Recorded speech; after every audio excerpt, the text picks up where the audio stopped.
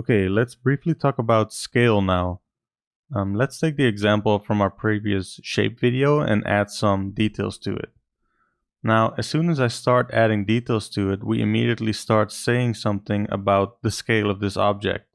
You know, through the size of these bolts here, through the size of these clasps here, and also through the size of these stickers. It starts defining the overall scale of this object. So based on these details I drew in now, I would say, compared to this human here on the top right, this is about the size of this box or of this crate. But as soon as we start changing those details, like I did in this example, you know, making the clasps a lot bigger, making these screws a lot bigger, all of a sudden, now this box becomes a lot smaller. So the details you add are so important to the overall scale of your object that it's very important to keep in mind, at least to make it do what you want it to do. Let's say we take this box and now actually say, okay, this box in its current state is huge. As soon as we start adding a character to that, like this, it kind of looks weird, right? I mean, how would this character open this crate? And also, what massive screwdriver did this guy use in order to put this crate together? It just doesn't really make sense. Now, if you're doing this on purpose and, you know, designing something very stylized, then, you know, go ahead and go for it. But just make sure that you're purposely deciding the scale of your object and not end up with something like this when you don't want to. So that's just a little something to mention to keep in mind.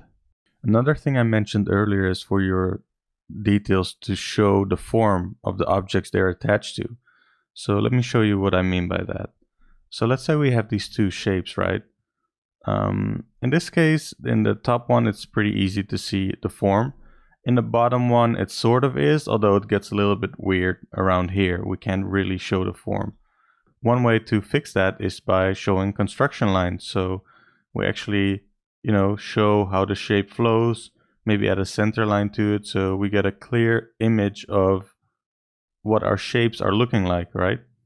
But this is not ideal because, you know, the constructions line mess with the general flow of our shapes.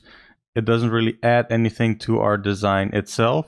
I think a better way to solve this is by adding some details that actually give us a hint of what the shape is without needing to use construction lines. So let's say I add some details to the shape, bloop, like this, and I remove our construction lines. In my opinion, we still get a pretty good idea of how these shapes flow or what their actual form is, because these little details basically show the form of our shape.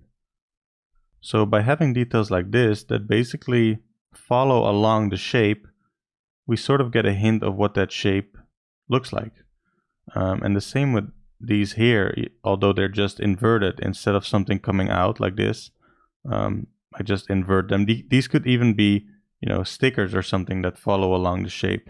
Just something that, you know, reinforces the form that we're trying to create.